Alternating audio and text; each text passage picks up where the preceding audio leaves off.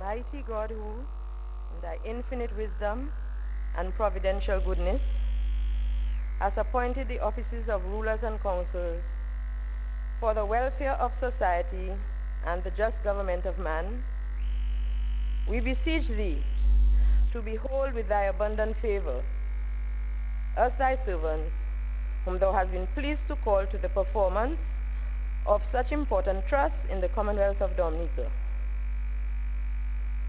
Let thy blessing descend upon us here in this Parliament assembled, and grant that we may, as in thy presence, treat and consider all matters that shall come under our deliberation in so just and faithful a manner as to promote thy honor and glory, and to advance the good of those whose interests thou hast committed to our charge. All which we ask in the name and for the sake of our Lord and Savior Jesus Christ. Amen.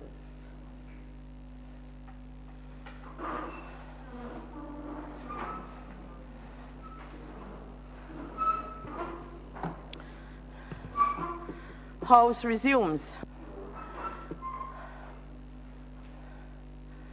Madam Speaker, I move that the leader of the opposition be given the same time allotted to me for my budget presentation, and ministers 1 hour as stipulated, and other members half hour. Seconded, Madam Speaker. It has been moved and seconded that the relevant standing order be suspended so that the leader of the opposition is given the same time as the Honorable Prime Minister for him to give his rebuttal to the budget address, and ministers 1 hour and other members half an hour. Those in favor? Those against? The ayes have it. Okay, I took the time from 10:52 to 1:15. That, in my calculation, is 2 hours and 23 minutes. This is the time that is allocated to the leader of the opposition to make his contribution.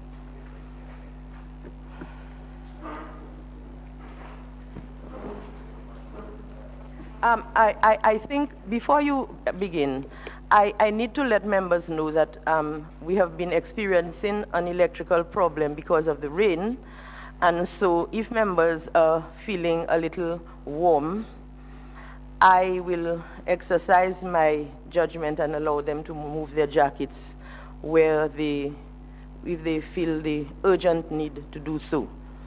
Proceed, please. I'm taking your time from now.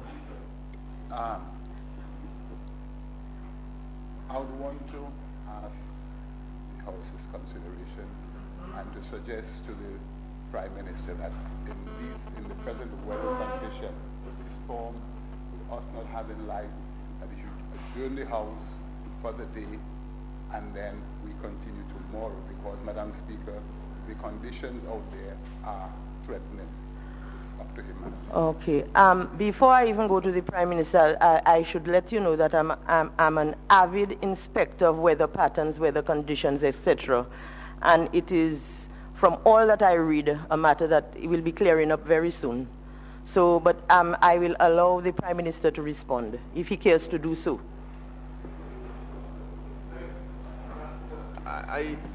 Whenever I have the occasion to ask people to stay home or to go home, it is based on advice from the relevant authorities. It is interesting when I have received that advice and I have taken the advice and sent people home, the opposition has criticized me on every single occasion. I have not received such advice, and therefore I am not in a position to accede to the request of the member for Roseau Central. Okay, so I now take your time from now. Please proceed. Thank you, Madam Speaker.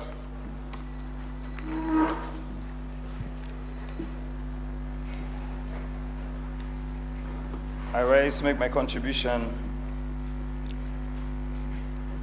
this morning, Madam Speaker, on this budget, the United Workers' Party Team Dominica, Madam Speaker, measures are geared at sustainable economic growth and employment creation as we develop Dominica into the best place to live, to work, and to enjoy life.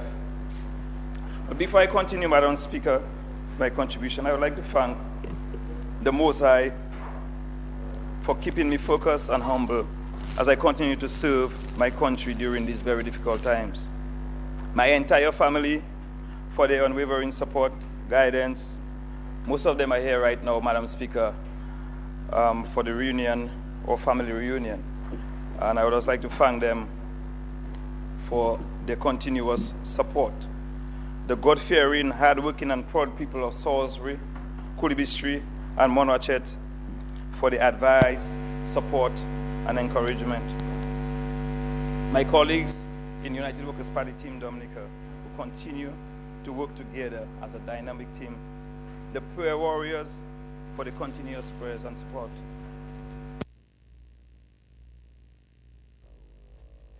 And friends of Dominica for the encouragement, advice, and constructive criticism. May the Most High continue to bless you abundantly as we work as a collective to effective, positive change. Madam Speaker, sincerity is the focal point of building confidence in your citizens when you want them to work with you towards national building.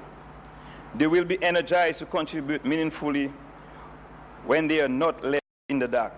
They will display patriotism while defending the country, government. They are on every government transparency to make informed decisions. This can only propel a country in the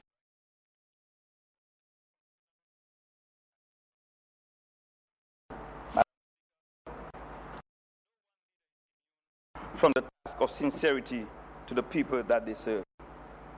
That is why we all should win. We are in the political parties on the programs that will add value to their socio-economic situation. We have had the Dominica Labour Party in the leadership of this country for the past 14 years. Yesterday, the Prime Minister delivered his 11th budget address, an address that lacked foresight, void of innovation, and further retards the productive sector. Instead of naming his budget address, and I quote, towards expansion of the economy, he should have called it towards the contraction of the economy. Madam Speaker, the Prime Minister made several promises when he delivered the 2013-2014 budget address in July of 2013. From this address, a simple but very important promise versus performance analysis is warranted at this time. These promises were expected to be implemented during the last fiscal year and make the lives of Dominicans better. One, and I quote, "It is common knowledge that we have been implementing a program for the rehabilitation of feeder roads. Continue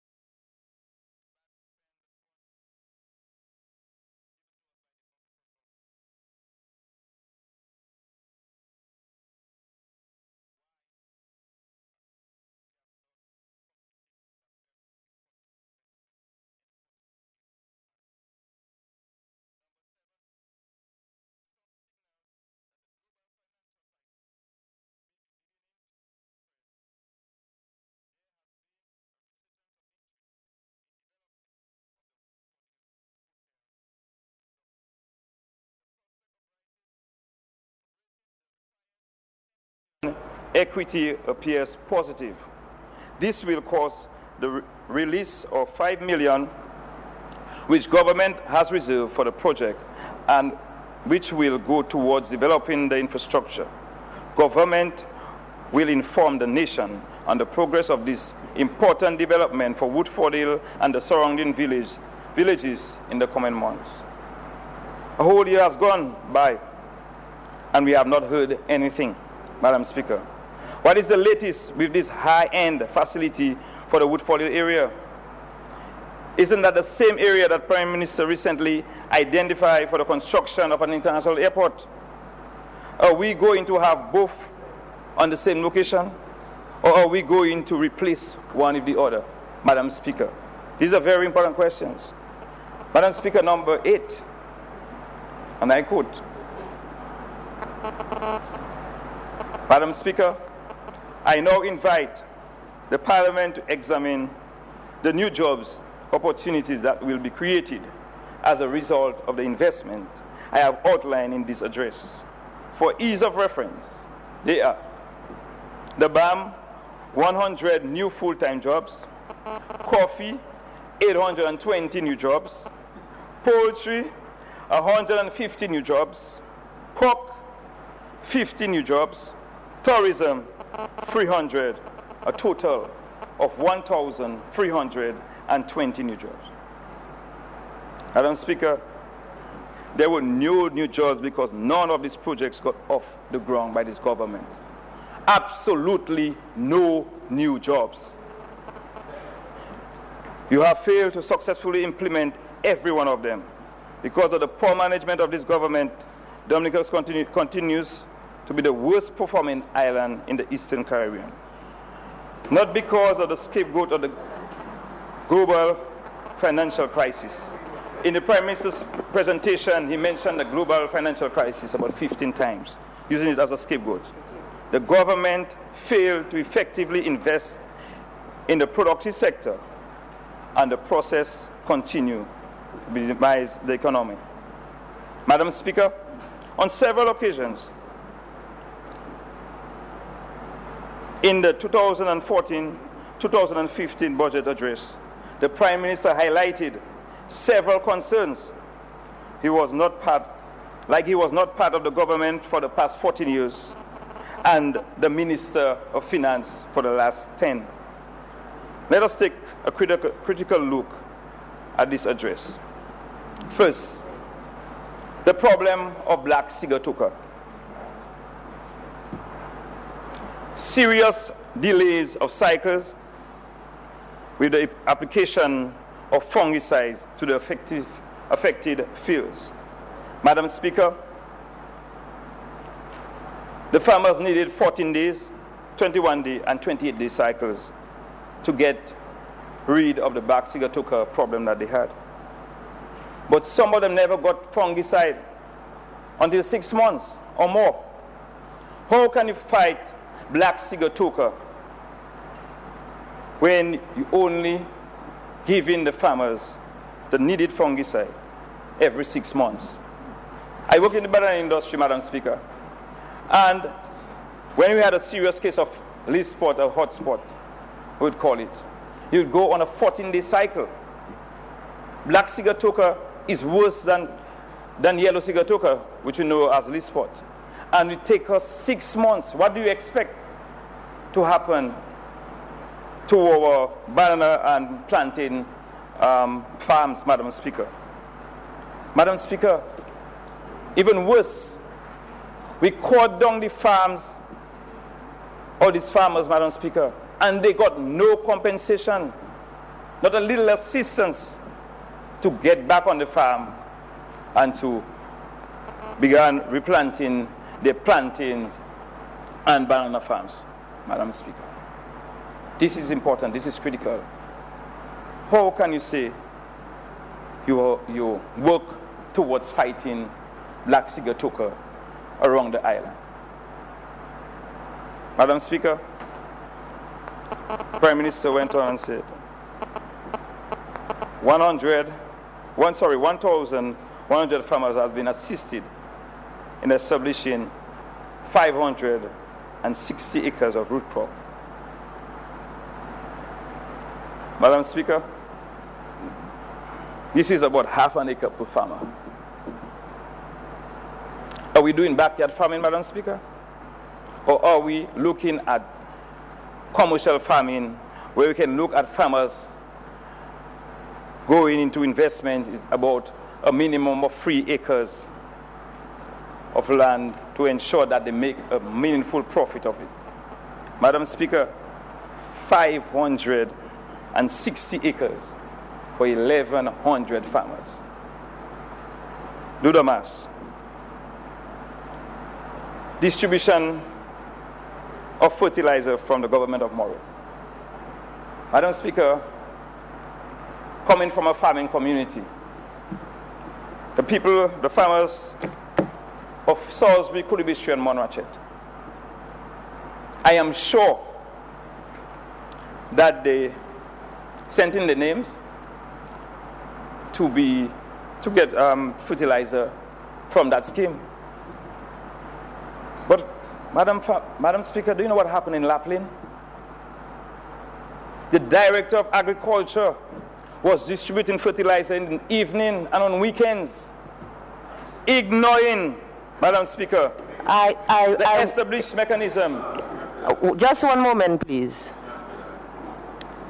Yes, ma'am. I'm asking you a question, first of all. Is the Director of Agriculture not an identifiable person? And what does are you acquainted with the rule that says that when you want to critique people, you have to do so in a specific way? Please, I'm asking you, even though it is your rebuttal, and I'm loath to really ask you to stop or intervene, please just remember that, you know, the rules that apply to debate equally apply to you in your rebuttal. Madam Speaker, an official of the Ministry of Agriculture was in Lapland distributing fertilizer. Now that you've identified him a little, I think you ought to fast forward. Fast forward, Madam Speaker. Madam Speaker, also in Salisbury, you had other people be distributing fertilizers in the area. And you have the Ministry of Agriculture has an office located in Salisbury, an area we call Lavigie, the entrance of the village. And other people had fertilizers distributing. This fertilizer came from a friendly government. And we should have used the established mechanism to distribute that fertilizer. When I worked in the BMC, when we got assistance after storms, and I am sure my good friend, Honorable George, would support me on this one, who would ensure that we pay the farmer, we give the farmers the support, maybe by the acreages or by the production. And no one would be left behind. It was done across the board. The government, any government, would pass the fertilizer for distribution by the DBMC.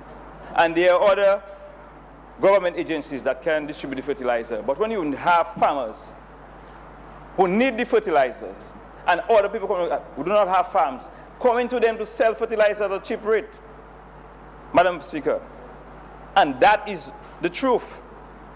It is happening in my community. I know about it. And the farmers are worried. If you have fertilizers for the farmers, let the farmers get the fertilizers the right way, Madam Speaker. If it's two to a farmer or 25, let them get it the right way, Madam Speaker. Madam Speaker, infrastructure, the Prime Minister said infrastructure in the form of construction of farm roads. In Kalibishi, Vekas, Capuchin, Mount Prosper, Cochrane, Dalis, Wesley, Layu Valley, Rivier Sirik, and Salisbury. I repeat, and Salisbury was satisfactorily completed. Madam Speaker, Salisbury? 14 years we have been begging. I am sure the Minister probably could tell to his office. I sat down in his office on the 12th of December 2012, pleading and crying and begging for the roads for the people of Salisbury. The last sitting of Parliament, I met him on the outside and I mentioned it to him.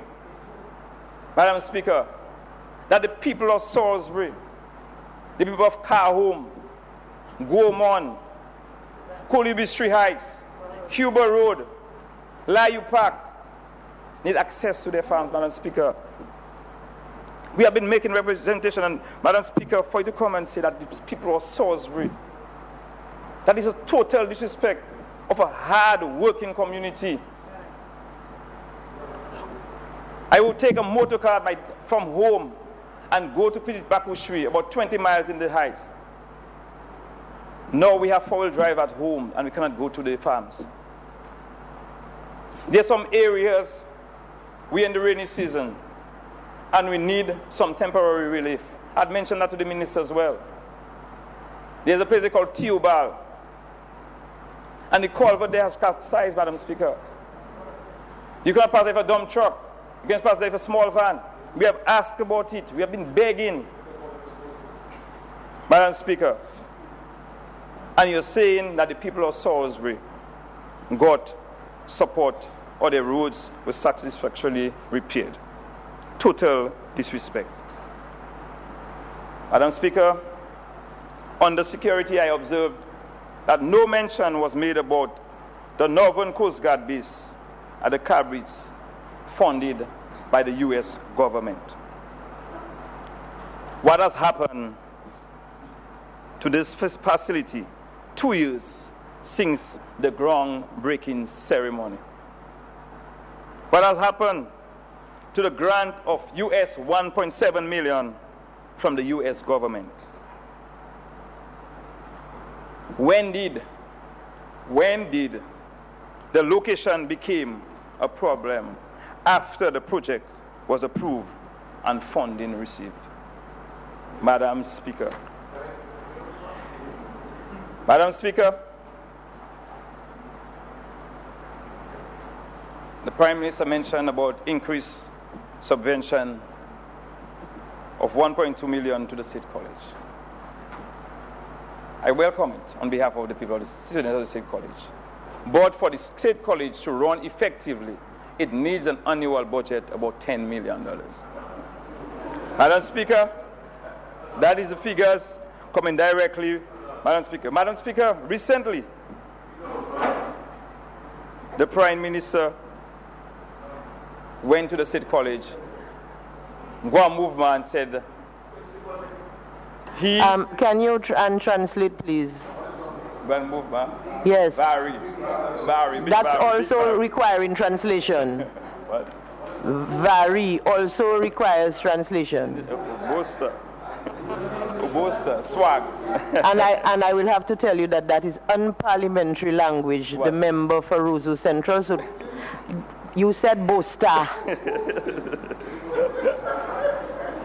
Okay, Madam Speaker.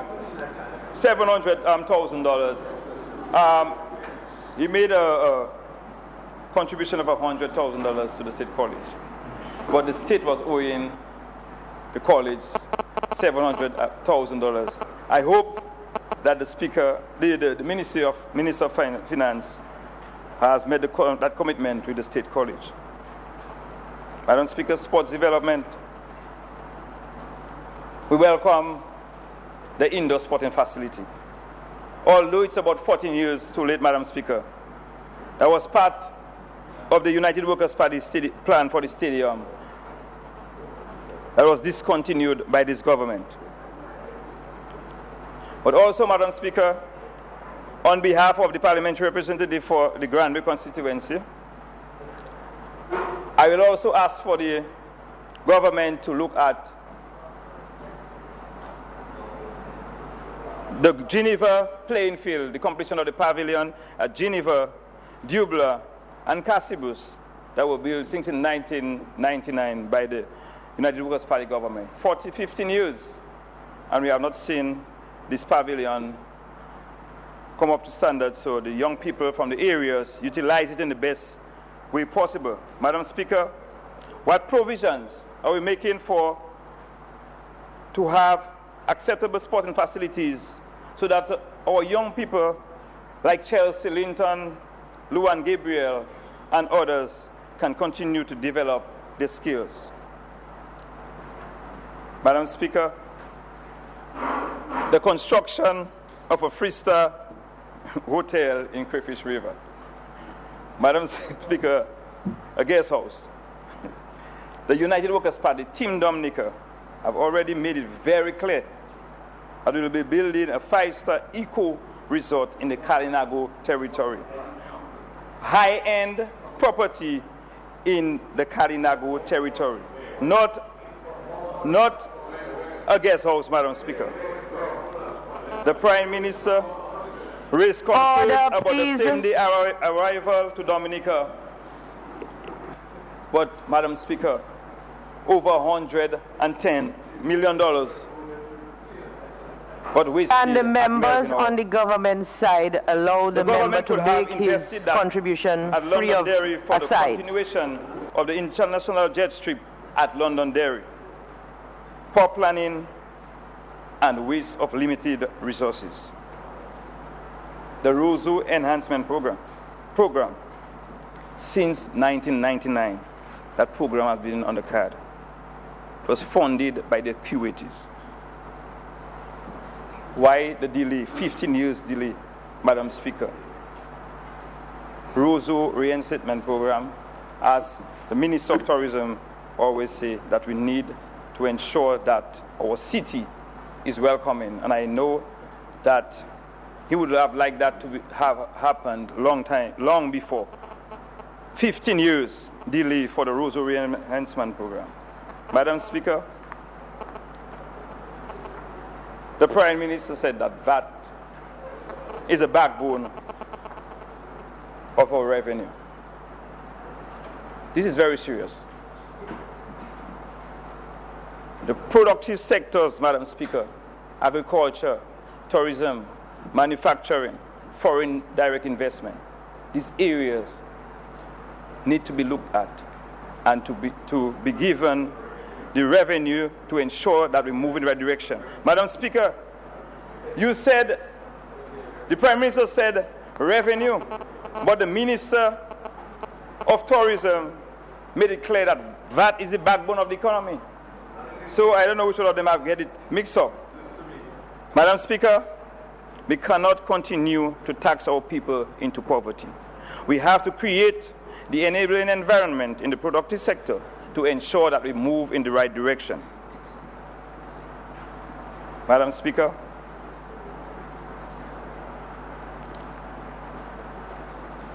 the Prime Minister gave some election goodies. Yes, the election goodies. No tax on imported value up to CIF 150, and we will be saving a fiscal impact will be 0.4 million. Then you have participation in residential tourism program eligible for citizens under the CIB program, removal of VAT on service charge, removal of 20% import duty on diapers, removal of 65% import duty on baby wipes, removal of 5% import duty and 3% custom service charge on computers, 200 monthly cost of living grant to persons 75 years with income of 200 per month, 25 months to senior citizens receiving between 200 and 600, 2% rebate for business and I am going to ask the members again. One moment, please. I'm going to ask the members again. Can the leader of the opposition make his contribution? You will have enough time to say what you want to say, but allow him to make. I would like to hear what he has to say. So please, I'm asking all members to refrain from asides for the time being. Madam Speaker, with all this, Madam Speaker, no fiscal impact was disclosed. How can this make serious impact in the economy that needs a growth about 5 to 7%? How are we going to create employment for our young people? How are we going to create the enabling environment for sustainable growth and stop blaming the global financial crisis? That is why United Workers' Party, Team Dominica, is different. We are about bettering the lives of our people, work towards sustainable growth, empowering our people, creating the enabling environment, Madam Speaker, and most importantly, ensuring that our productive sectors are moving in the right direction. On the agriculture and fisheries, United Workers' Party, Team Dominica, will make agriculture central and critical to Dominica's short-term and long-term development strategy. Revitalization of the sector, Madam Speaker, we have seen, where is the Minister of Agriculture? We see what is happening, Madam Speaker, to agriculture and every sector, Madam Speaker, to stimulate the rural economy. See what has happened to the agriculture belt from Granby right back to Penville, and then the West Coast soils with Kulibishu and the others. That's what of this communities. Agriculture is dead, the economy is dead, Madam Speaker, and that the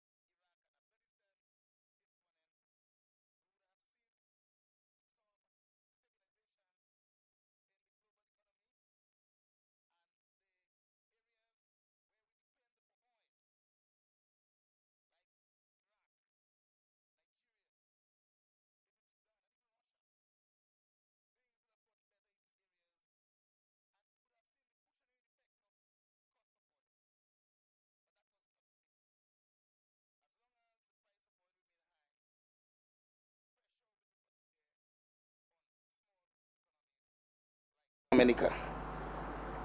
But, Madam Speaker, in the midst of all this global uncertainty and confusion, well over 13 years ago, the Dominican voting community, the Dominica voters, both in Dominica and overseas, had taken a decision that in time of crisis, you need solid people in charge of the country. And although we lost two dynamic leaders, the Dominican electorate, both at home and overseas, turned to Prime Minister Roosevelt Skerrit to steer the ship of Dominica to economic prosperity. I am indeed happy that I have been given the opportunity to work with this solid team from 2009. Madam Speaker, in the midst of all of this noise going on around us, we must never lose sight of where we were when UWP led this country. The gross mismanagement by the UWP which wrecked the Dominican economy. An era of governance which we must never allow to repeat itself. Today, Madam Speaker, we are a model for the Caribbean. We are not there yet. We have work to do. But we are on a path of prosperity in this country. Madam Speaker, let me turn my attention to the budget of 2014, Madam Speaker. Just 1 minute, please. There are persons in the gallery upstairs. I wish to let them know that it is very disturbing when they move about like that. When you come in, you take your own seat. You're free to sit where you wish. But please, stay there until you leave. If you wish to go to the washroom, you go and you come back. But this business of changing seat, this is not musical chairs. Thank you very much, Madam Speaker. Today, Madam Speaker, with the confidence placed in us by the Dominican community and with the trust we have in the hardworking people of this country, we are able to present a budget with no new taxes. Under the capital appropriation, Madam Speaker, I am indeed excited to share with my constituents and the Dominican public in general the allocation in the Ministry of Employment, Trade, Industry, and Diaspora Affairs of some $21,874,622. And Madam Speaker, under the Ministry of Employment, Trade, and Industry, and Diaspora Affairs, this government has taken the decision to work towards empowering the youths. Measures in this ministry over the years have empowered hundreds of young people in this country with their own businesses, with employment, and you name it, they get it. But I intend to name a few, Madam Speaker. We've seen the provision of well over 400 jobs for our professionals under the NEP, Madam Speaker, within the Ministry of Trade, Industry, and Diaspora Affairs, Madam Speaker. I can tell you, Madam Speaker, in the Casimus constituency, all our university graduates are currently employed, and it's all because of the job provided for them within the Ministry of Trade, Industry, and Diaspora Affairs, Madam Speaker. Not one of them are unemployed as we speak. They are working, yes, under the NEP program, Can just a minute, please. I'm saying again, members, If you want to make your sides, you may do so. But please try to do so in a manner that does not distract the person speaking. I've been telling members that for the whole morning. Okay, yes. You cannot stay in your place and be shouting across. This is not good. Okay, and Standing Order 86 tells me that I have to regulate and conduct the business in the House. I'm not just doing what I want, I'm doing what I have to do. Please, members, please, can we have this thing running nicely? Thank you very much, Madam Speaker. They are currently employed in the banks, in the Ministry of Agriculture, the Ministry of Sports, you name it. Our young persons who came back from university who were not employed yet are presently employed and are providing for themselves and their parents who made the sacrifice for them to go out to study. Over 15 students from my constituency who graduated from the Dominica State College who were not yet employed and presently gainfully employed under the NEP. Madam Speaker,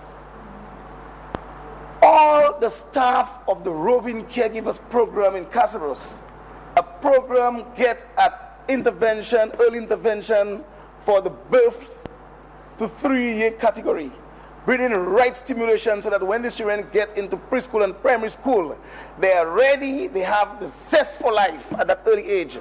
They are well stimulated and ready for preschool so that they can take advantage of the opportunities created for them by this government. All the staff of the Roving Caregivers Program, which the funding agencies from overseas like the Bernard Van Lee Foundation, who used to sponsor this program, they've all pulled out. And today, thanks to the Ministry of Trade, all of the staff employed in this program, their salaries are secured for the next 3 years. Thank you very much, Mr. Honorable Colin McIntyre. Madam Speaker, 8 young men are currently employed in the beautification project with brush cutters, barrows, you name it, all the equipments they need, chainsaw. They are currently employed on a short-term employment. Their stipend is being paid through the village council, and they are presently beautifying their community. Additionally, Madam Speaker, immediately after this budget, we will see 21 small businesses being started again under the NEP program. Madam Speaker, through the small business program, and this is very significant, 22 small businesses in the Casaros constituency got financial assistance. 25 farmers got assistance for fertilizer and other inputs for their farms. 3 individuals got assistance for the music business in the area. Today, you go to a party, you go to a wedding, there is a meeting. The system that is used are basically from funds provided by the small business units, and we have free systems in the community where young guys are gainfully employed, providing amplifying system and music system for all functions in the community under the small business program. 2 individuals receive masonry tools.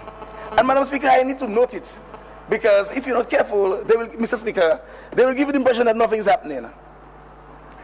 3 individuals purchase chainsaws to work in the local lumber industry, all sponsored by the small business unit. Mr. Speaker, 2 individuals were able, and interestingly, through the small business unit, with support from the government, we were able to even assist students in education, higher education, under the small business units. 2 individuals in the hairdressing business. So you could come up to Casaros and you will get a proper hair done, and the establishment have received support with equipment and dryers and you name it, whatever, to keep their business going. 2 individuals in the fishing industry, and 2 individuals in the fishing industry. And Mr. Speaker, this is important. There was this family, they were fishing in Marigot. They had to travel every day to get to Marigot to fish in somebody else's boat. Today, they have both their boat and their motor, and they are fishing in the Casablanca waters every day, providing for themselves and their family, thanks to the small business unit. 3 families were assisted in boosting their livestock business in the pork business. So, Mr. Speaker, we have benefited within the Casablanca constituency through the small business program under the ministry. And we're looking forward to, as soon as the budget passes, because we're going to continue. We have plans for a chicken project for Pidi Souffrier, a poultry project for Pidi Souffrier. We have plans for the farmers, young farmers of DIPA. The projects are in, and Honorable McIntyre and I will be spending some quality time together as we unfold projects for young people and we keep our young people occupied. Quality time. Yes, quality time. Mr. Speaker, I'm not going to spend too much time on this particular topic, but I am very thankful to the office of the Prime Minister for the support that we have gotten over the years with rapid emergencies for surgery overseas, for all sorts of medical assistance, for funeral grants, you just name it. There is an emergency in the community, a letter is prepared by the individual, make no mistake, a letter is prepared by the individual, signed by the individual or a relative of a representative of the family.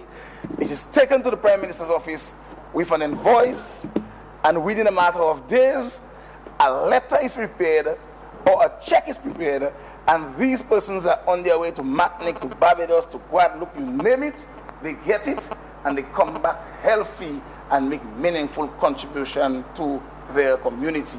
I want to thank the Prime Minister's office for the continued support we have gotten in this area. You may want to play down the funeral assistance, but I can tell you, when a family dies and there is no one to assist, the ministry, the Prime Minister's office comes into play, and everybody gets a dignified burial with the support of the Prime Minister's office. As a matter of fact, Mr. Speaker, today, anybody who dies in my constituency without any relative to take care of them, they call the pal rep. Do you know that person dies? And I automatically take charge and give them a dignified burial with the support of the Prime Minister's office. Mr. Speaker, the Ministry of Education and the Minister of Education, the office is very close to my office. It's just 5 walking steps away. Because, let me go on record and say that the Ministry of Education has gone out of the way, and the minister in particular, in supporting the education drive that I have for the Casablanca constituency. And so, I am eternally thankful to the government, and with a sense of pride, I recognize the gains we have made in education in the Casablanca constituency and in Dominica in general. Of course, the minister will report on the ministry, but I want to re-emphasize the investment of this government in education in this country. And Mr. Speaker, investment in education is investment in education is investment in young people. Investment in education is empowering young people. Investment in education is preparing the entire country for a new economy and for a brighter future. And so, Mr. Speaker,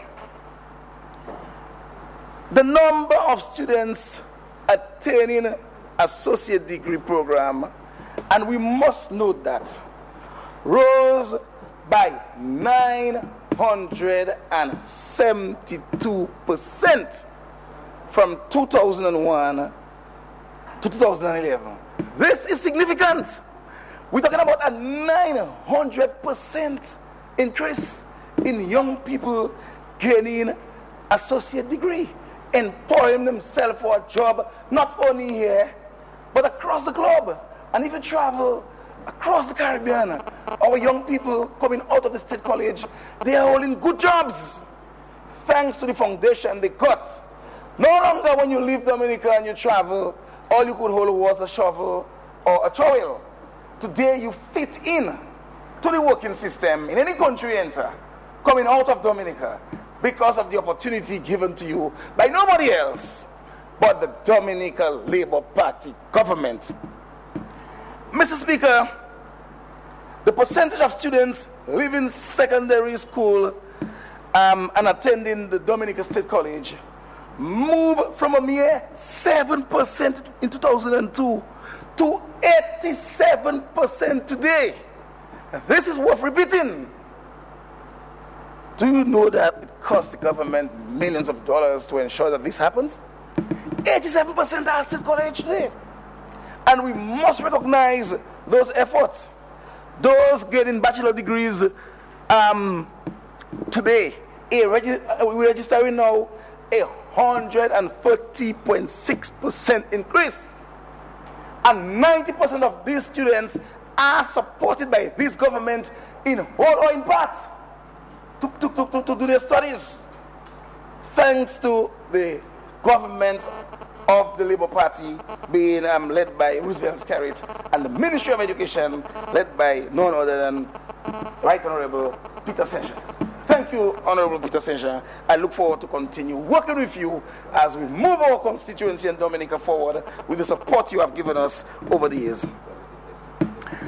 Mr. Speaker, and I'm deliberately noting these figures because even those who benefit sometimes claim they're not benefiting. $7.7 million was paid to contractual arrangement vehicles. We paid $7.7 million to private buses over the past couple of years, providing employment for these bus drivers, creating a business for them, a regular income coming to their homes and to their community.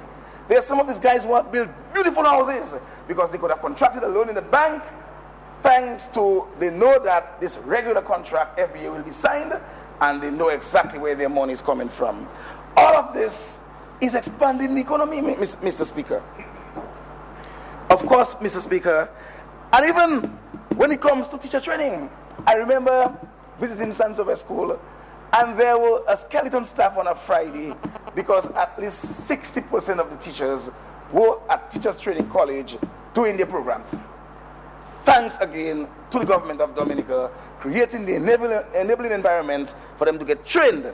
And we see also in the secondary school level, 1,042 teachers were trained. So, Mr. Speaker, in education, the government has done tremendous work for people over the years. The Education Enhancement Project saw teachers being trained in technical and vocational subjects. And there are teachers, as we speak, being trained right now in Jamaica, in Trinidad, in Barbados, under the Education Enhancement Project, to come back to their schools and improve on the technical and vocational aspect of this training. My job as parliamentary representative is to ensure that my constituency take advantage of these opportunities. And I'll continue to fight for my constituency, and I'll continue to push, and I'll continue to give my people the drive to let them know that they must take advantage of these opportunities. We've seen presently between the Castlebrook and Peter Superior Primary School, over 224 students are benefiting either in transportation, uniform, school feeding program as we speak. And this is significant, Madam Speaker. And the textbook program, Mr. Speaker.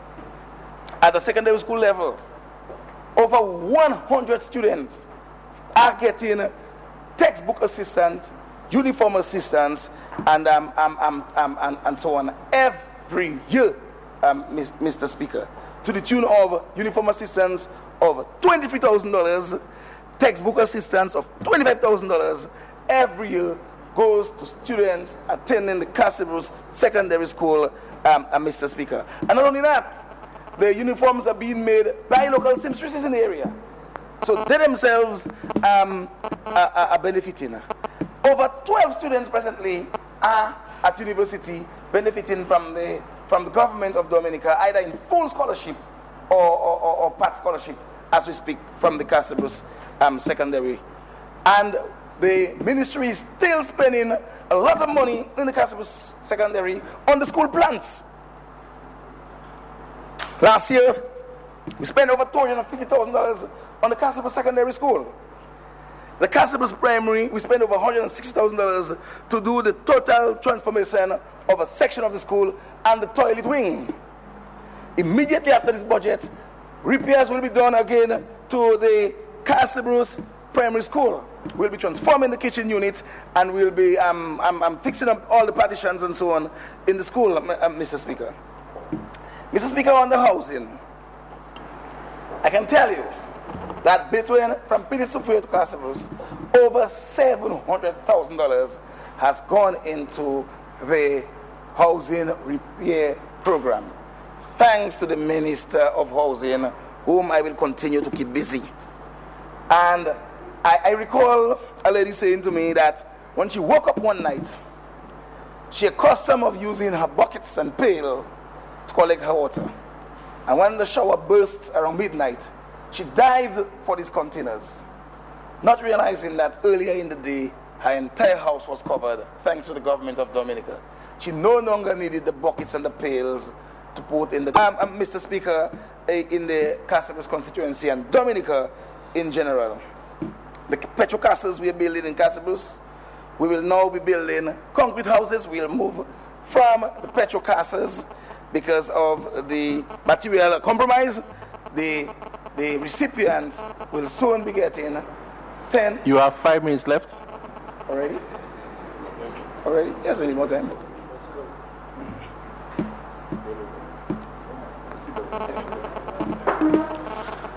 Mr. Speaker, I move that the Honourable Member be given an additional 20 minutes to complete his presentation. Second. Second, Madam Speaker. Mr. Speaker, sorry. It has been moved and seconded that Honourable Member be given a further 20 minutes to complete his presentation. Those in favour? Aye. Those against? Let me continue. Thank you very much, Mr. Speaker. And so, Mr. Speaker, I was saying that the petrocasters, the families are waiting. We have had to take a decision to move from the petrocaster structure to concrete houses. The estimate has been made. It has been presented to the ministry. The minister, we are preparing that after the budget, we will start the 10 petrocasters in Casabus. For the Sansovey housing program, we will continue immediately after this budget. We have a contractor getting ready to do the crossing. Another contractor is going to be doing the road network, and then a few contractors will be contracted to do the houses in Sansouve, sponsored by the Chinese government. Mr. Speaker, in the Casabus constituency as well, over $250,000 has gone into the bathroom program as a first phase, and a number of families are now comfortable, elderly family, with their bathroom units being attached to their houses. Some of them would have never been able to do that on their own. Thanks to the ministry, we have now been able to install bathroom facilities for them, and that will continue. As you know, governments now speaking of houses, building houses for the community, and the Casabus constituency will benefit under that. Mr. Speaker, under the Ministry of Public Works, Energy and Ports, which I am part of, and following a number of natural disasters in which lives were lost in the Casabus constituency, personal safety of the constituents became my priority. And I can tell you, Mr. Speaker, over $5 million have already been spent in the Casabus constituency on disaster mitigation work. And I intended to name a few of these projects which were done over the last 4 years in the Castlebrooks constituency, Mr. Speaker. We saw the construction of the Bayside Bridge in Gurup. At one of the disasters, the people in that area were totally cut off. We had to move as a matter of urgency, and we constructed a bridge for the people in Gurup. Maprin's River culvert stabilization. We saw the culvert in that area was seriously compromised by heavy rain, and we had to do some major works, almost $200,000 spent in that area. The Sansove retaining wall, another area in Sansove where the river took half of the road in a long section. We had to build a retaining wall that cost thousands of dollars as well. Brong culvert stabilization. There's an area called Brong just above Sansove where again we were about to lose the entire road network in that area. We had to move in quickly and stabilize, replace all broken culverts, and did some major work in that area. Sansove Bridge stabilization. Over $250,000 had to be spent after we had heavy rains and we were about to lose the entire bridge network in Sansove. We spent over $250 setting up that area. Mopo concrete road pavement. This area was very waterlogged and we could do nothing with it using the asphalt concrete. We had to transform that section of the road using concrete and with wire mesh and so on in that area. Fomble retaining wall. Another area in the Fomble area in Pidisufuye where we were going to lose the road, entire road network, and we had to move quickly and build a major wall in that area costing well over $200,000. Castlebrooks Fomi Bridge. That bridge was destroyed by heavy rain and we had some difficulty with the farmers having access. We had to build this bridge. Fomble culvert replacement and retaining wall. Another area again in Pidisufuye where we were losing the entire road and the culvert network. We had to get emergency funds and do some major work there again. Excavation of Cochrane to Larry Sikuri Road in Gurup. Today, Mr. Speaker, in Gurup you can drive right around Gurup. We broke the neck of that area where all we are remaining to do now is to do the proper pavement and culverting of that area. But vehicles can now pass there in case of emergency. Castlebrooks River dredging. You may recall that one of the years I spoke of the number of animals we lost when the entire Castlebrooks flat was flooded by heavy rain. We had to spend over $250,000 in the Castlebrooks River doing a dredging project. Monduku Castlebrooks culvert replacement and retaining wall. Another section of the road we were losing again because of heavy rains and so on, and we had to quickly move in. Good Hope, major mudslide and soil clearing of Baye and Savon Jack. When I came in as Barrep, one of the things that I was faced with is that we could lose half of the community if we did not tackle the mudslide and waterlogged area we had over the community. And I went into high gear and we spent over $200,000 just in this area. And Mr. Speaker, the list goes on and on and on. I am saying that to say, if I had to invest all of these monies that I mentioned into new roads and so on, oh, what a beautiful road network we would have in the entire community. But priority had to go to the safety of my people. And today, Good Hope, Sansove, Pidisufuye, Brong, and Castlebrooks, they are safer areas. Of course, disaster will happen. We will have no control over it. And anything can happen in disasters. But we know that we have taken the right mechanism and mitigation measures to ensure the safety of our people. And our people are sleeping much safer because of all the work we have done throughout the constituency which create jobs as well, part-time jobs for our people, Madam Speaker. And so I'm happy that my ministry, the Ministry of Public Works, I'm working with Mr. Blackmore, we were able to come up with the funds to undertake this work, for sure, coming to that. Mr. Speaker, the Pidisufuye Rosalie Link Road is a project, Madam Speaker, we will complete. As I speak, we have $4.4 million that is going to be invested right now into the project, immediately after the budget. And the important thing is that we will be hiring local contractors from the Pili-Soufriere area to undertake the word works in drainage and culverts and box culverts and bridges where applicable. But this work is going to be done by the local contractors of Pili-Soufriere. There is also funds for the blasting of Washmark as we speak of about $2 million. So a lot of work is going to be undertaken on the Pili-Soufriere link road in continuation immediately after the budget. Of course, the PPCR project, Madam Speaker, the much talk about PPCR project, and it was mentioned in the Prime Minister's address. $47 million will be coming into the Casablanca constituency area. As you heard the Prime Minister said in his address, work on the design will progress immediately or continues. We will see the road network from Ponkase to the Tarishpi Junction as one phase, 7.7 million. Ponkase to Casablanca, another 7.5 million. Casablanca to Pili-Soufriere, 13.5 million to stabilize all the rocks and falling areas that we have there, the culverts and all of them and so on will be replaced. And then Casablanca to Haddon Garden, another $15 million will go into that phase of the projects. So we are well on our way to see the entire transformation, and it will be the Casablanca leg of the overall 100% good road network that we speak about in this government every time, Madam Speaker. Madam Speaker, in terms of fiscal measures that the Prime Minister mentioned, I just want to touch on a few.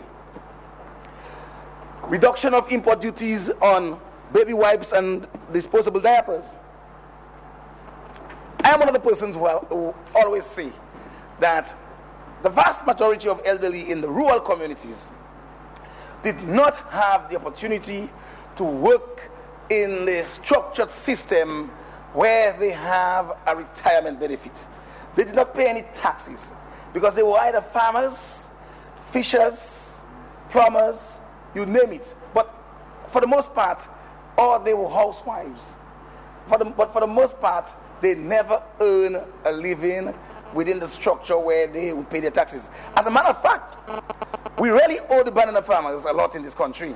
Because when the banana farming was at its heydays, they were paying a 3% levy to the government on every pound of banana. I remember that. But they were not paying no social security. So here we are, those of us who come in from rural communities, when 99% of our constituents were farmers. They've all retired. They're at home, and the stress is ours because we tried our best to fit them into the assistance program. And we are flooding the office with applications for our elderly because they're saying to us, more leke shoya poison. What that means, Madam Speaker? They do something now. They are coming of age, they're children overseas. They themselves are going for their own stressors out there. They can't send for them as they used to. The remittances are dropping down. And here comes the creativity of the Labour Party administration again with a $200 package to every one of these individuals who are 70 and over and have nothing to turn to. What a remarkable offer for the elderly people of this country who have worked so very hard, Madam Speaker. So I'm looking forward to this program being unfolded. As a matter of fact, I'm already getting calls because they're ready for me to come and get their names and so on. And I'm excited about it. And Mr. Darrow, knowing me, I'll go to them and get the names and so on. So we're looking forward to this measure. Not too long ago, I was at the cabinet asking for duty-free on 2 barrels of Pampers somebody sent for their loved one. This is going to be a thing of the past. My dear people, send the Pampers down now. Because they will just pick up the package of Pampers and take it home. Because there are persons overseas working just to take care of their elderly parents. Because we know it, because all of us live it.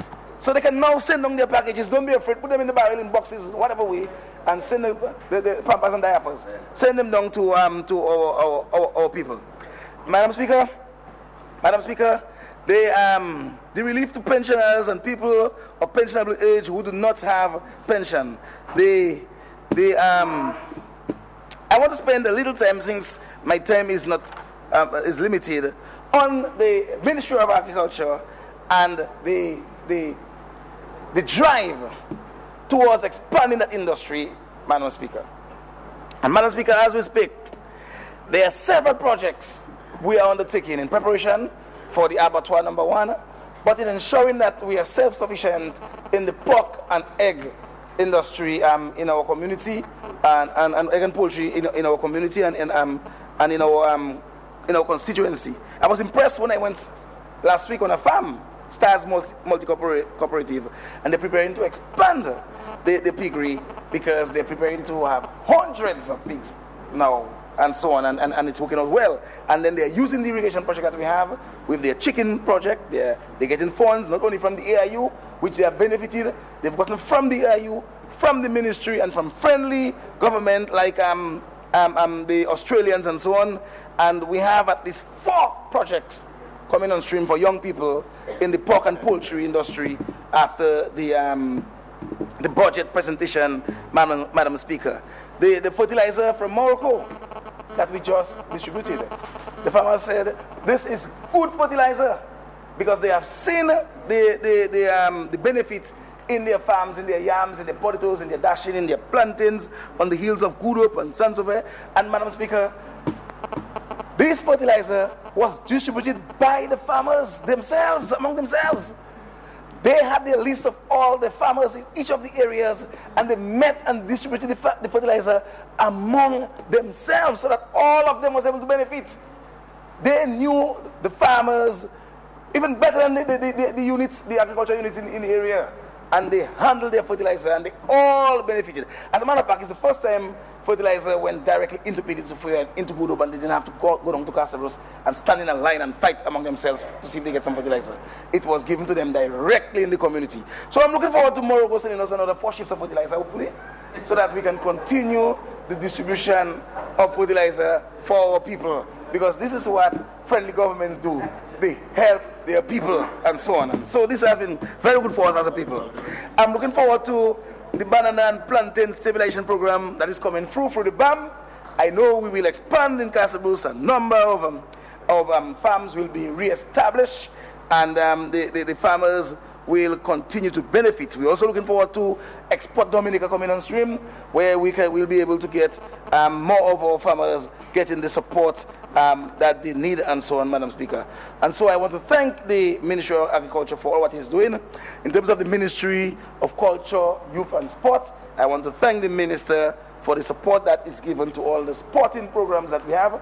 As we speak, we are building a playing field for the young people of Piditsufue Good Hope in Sansove as part of the housing project that we are undertaking in Sansove. Most of the excavation work has taken place, and very soon we will have our very own playing field in Sansove for the people of Sansove Good Hope and Piditsufue. We have a project in with the Football Association for the lighting of Castlebrus playing field. We will light up the Castlebrus playing field in due course, and we are preparing for the expansion of the playing field so that we will play cricket, football, independent of each other at the Castlebrus playing field. This project is well on its way, and we are looking at the possibility of a hard cut for Piditsufue and Good Hope in due course, Madam Speaker. We continue to benefit from the Yes We Care program. It's a joy to enter into the homes of the elderly with nobody caring for them from their family except the Yes We Care person who comes in every day, and to see how fresh the house is, how clean it is, the environment is clean, and the elderly, they are relaxed in their homes. And the last person I visited, I met the lady cooking for this gentleman, and I was so happy to see how relaxed the man was at his home being cared for by the Yes We Care people.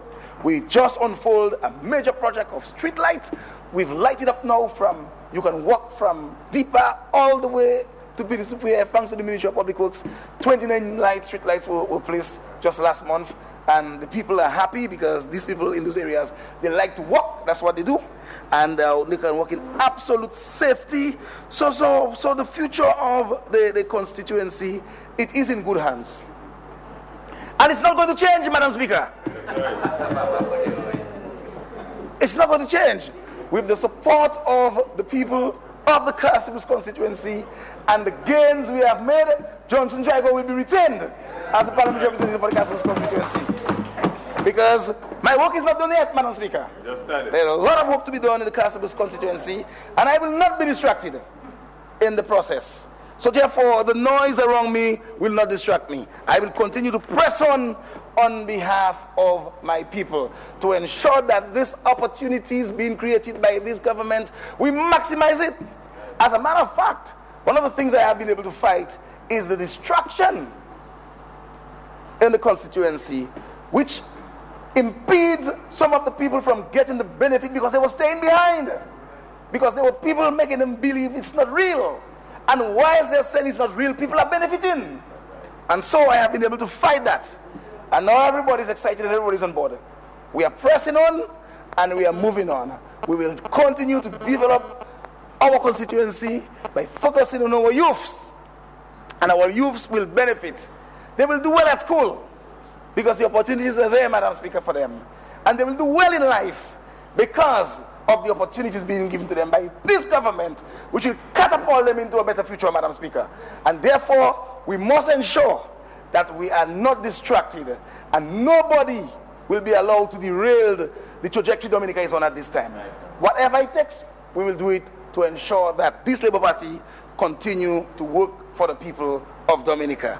Of course, I am something baffled by some of the persons who criticize and say nothing is happening. Madam Speaker, in the Castlebrooks constituency, over $5 million over the past 4 years went into hotel resort development. And there's a business place called Sunrise Cottages, which got over $3 million because of a facility created by Prime Minister Roosevelt Skerrit and the Labour Party government for the expansion of the hotel sector, and not only that, to create jobs in the rural communities. And so Sunrise is one of the best beneficiaries of that program. Today, Sunrise is able to create a few jobs thanks to the government of Dominica and the Labour Party government and so on. So you may hear Sunrise criticizing, but Sunrise has benefited. So every job created by Sunrise is a direct result of the policies of the Dominica Labour Party in tourism development, Madam Speaker. And this must be noted. And so, in going forward, I said to the people of the Castlebrooks constituency, let us look into the 2014-2015 real budget. The real budget. Let's see what's in it for us. Because no other budget has anything in it for you. Because it's not real. It's not real. So therefore, going forward, as the budget unfolds in education, in tourism, in agriculture, in industrial development, we will work together. We will come together as a constituency. We will come together as a community. And we'll continue to support each other so that we can get the maximum benefit from the 2014-2015 budget, which is designed for the advancement of us as a community, as a constituency, and as a nation. So I thank the people of Castlebrooks constituency for your support that you have given me. I look forward to working with you and enjoying the moment with you, enjoying your homes, enjoying your neighborhood, enjoying the families, and so on. Enjoying in good times and bad times, in sickness and in death. But I'm always there with you. I look forward to continuing that. And I say to the Dominican community, hold on to what you have. Hold on to what you have. You're not sure what you're going to get because you do not know any of those who want to come. Let us stick with the Dominican Labour Party so that we will move this country forward and will continue to be an example, an envy of those who wish they were like us. Thank you very much, Madam Speaker, and this I support the budget.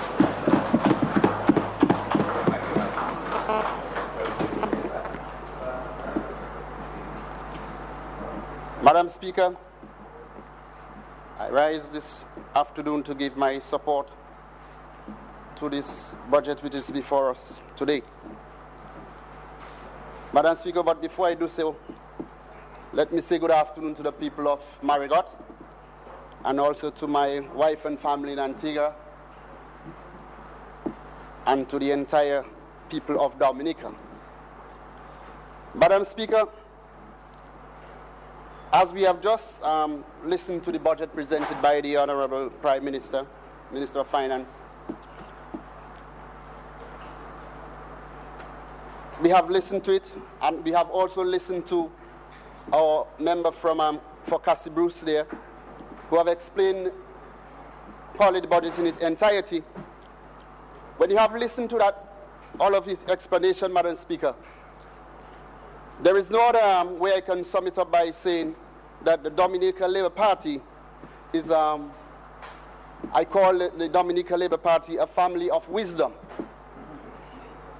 It would only take a family of wisdom to present or to prepare a budget like that, Madam Speaker. Madam Speaker, a budget which targeted everybody in Dominica. It is a budget, Madam Speaker, that speaks for all and sundry, Madam Speaker. It's a budget that we have been longing for, Madam Speaker. Madam Speaker, when you look at this budget,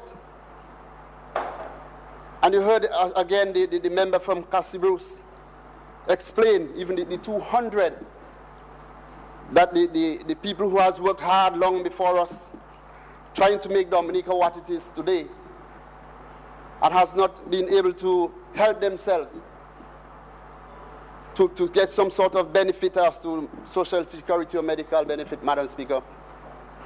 And that the Minister of Finance, which is our Prime Minister, see and uses the wisdom that God gave him to bring some sort of benefit to them, Madam Speaker. It really shows that he has been using the wisdom that God has given him to serve his people, Madam Speaker. And Madam Speaker, these are the kind of people that we need in leadership position, Madam Speaker. People with wisdom. A family that can really take the benefits that God, the blessings that God has given to us to serve his people. And when we're looking for leadership, Madam Speaker, these are the people we must look for and must look so that they can do the work that God has expected us to do, Madam Speaker. Madam Speaker, listening to the Workers' Party and all that they have going on, Madam Speaker, they keep talking about delay. But what they don't seem to realize, the delay comes from they themselves. Parliament is a place where serious business is taking place. And when for they to be here sitting and debating and listening and getting information to share, they are out strolling. So how you expect to get the information? You keep asking NEP, but you'll only get the information if you sit here. Strolling around, not going to give you the information. Madam Speaker, I am happy that I'm on a team, a family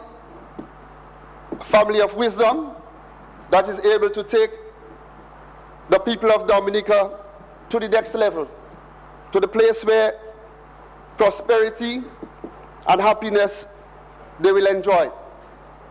Madam Speaker, I want to say that even in Marigot, Madam Speaker, we have been getting our share also from this party. And so, Madam Speaker, I am pleased to say that even with the housing revolution, even at this point in time, Madam Speaker, many families are happy with the assistance that they receive from this housing revolution, Madam Speaker. Madam Speaker, a lot of things has been happening in Marigot through this Labour Party. And it is time that some of our people learn to be grateful for what they receive, Madam Speaker. And to give God thanks for the people that has brought forth the benefits and learn to appreciate and let God's blessings continue to flow, Madam Speaker. Madam Speaker, most of our problems is that we are not grateful for the blessings that we receive, Madam Speaker. Madam Speaker, this is a budget that I think if we should take this budget, Madam Speaker, to the people on the streets, to the people who won't understand it as to the language we speak in this house. We should take it to them on the street, Madam Speaker, and let them understand what is in there that they could benefit. Because it is for them, it's for them all, Madam Speaker. But we have to take it to them. We have to find a spirit. I think it's time that we as parliamentarians, we as civil servants should come with a different attitude towards executing our duties towards the public, Madam Speaker. Madam Speaker, for the budgets to be successful, we have to have a spirit of unity, a spirit of love and compassion for each other, Madam Speaker. So, Madam Speaker, I think even we, the people in the private sectors and so on, Madam Speaker, should have a different approach as to how we deliver this budget to the public, Madam Speaker. Let us put the politics aside and put love and unity and compassion in our heart, Madam Speaker, and walk with this budget as, I would say, a Bible to our people, Madam Speaker.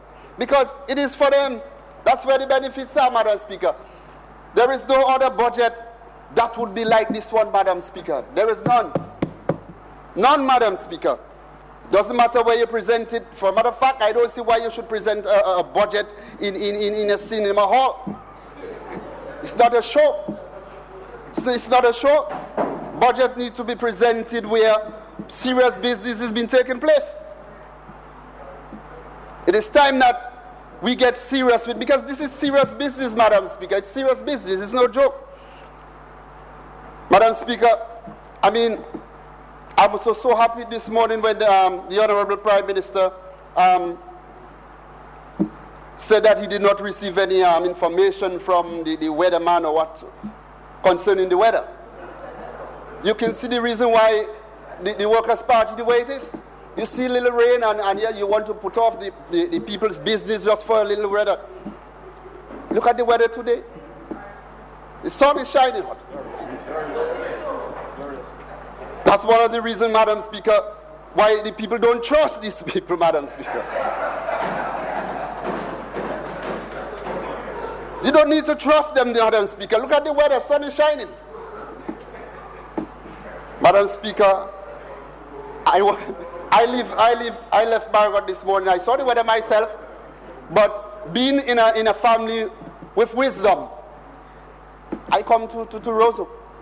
I come to do the people's business. Madam Speaker, Madam Speaker, right in Roseau he lives. Right in Roseau. I left all the way from Margaret. But as I say, I am working with a team, a family of wisdom. And as long as you stick with the family of wisdom, you will get places, Madam Speaker. So, Madam Speaker, I want to say that we have a budget that we just need to take it to the people with the right attitude that they could understand and share love and unity. Because there is nothing more that we could ask for that could be in this budget, Madam Speaker. We take too many, the things that we take for granted, Madam Speaker, is the things that crippling us. We laugh and smile about the Pampers and the baby wipes, but these are what crippling our people.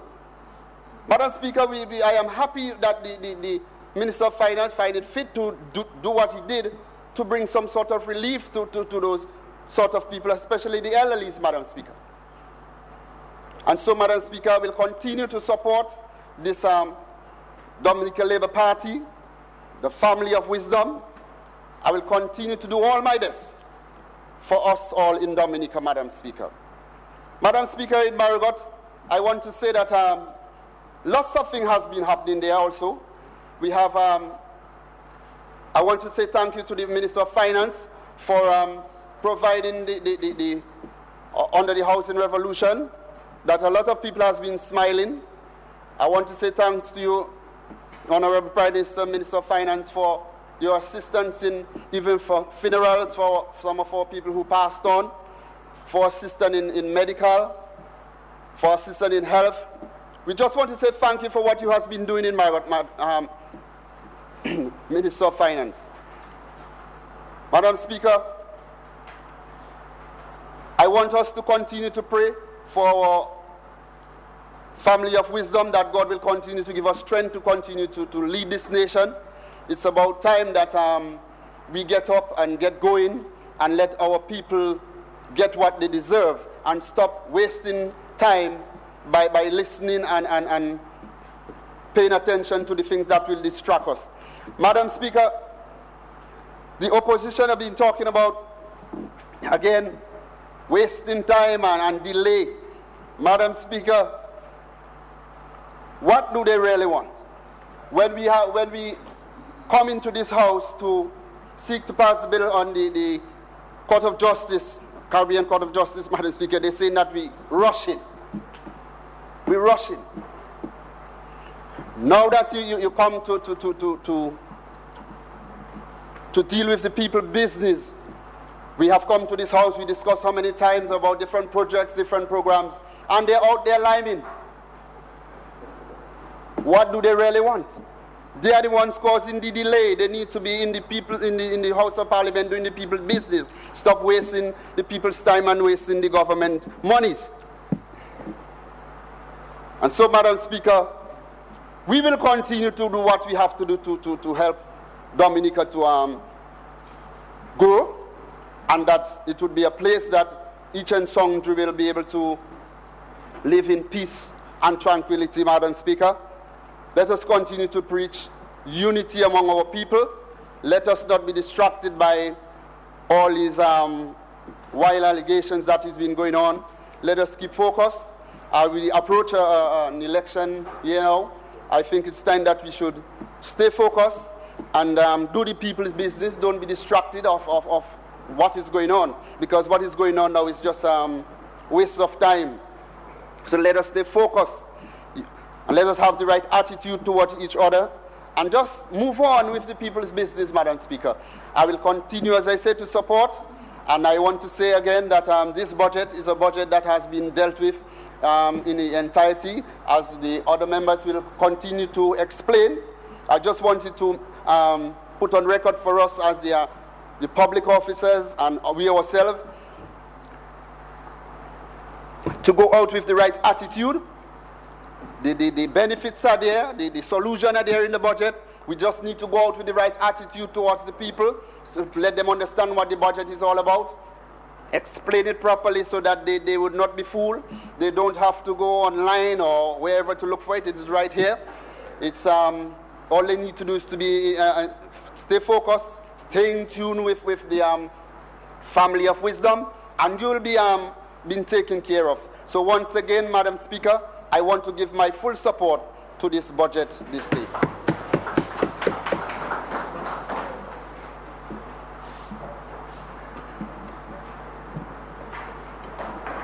Madam Speaker, I move that the House be suspended until 3 p.m. this afternoon. Seconded, Madam Speaker. It has been moved and seconded that this Honorable House be suspended until 3 p.m. this afternoon. Those in favor? Aye. Those against? The ayes have it. This Honorable House stands suspended until 3 p.m. this afternoon.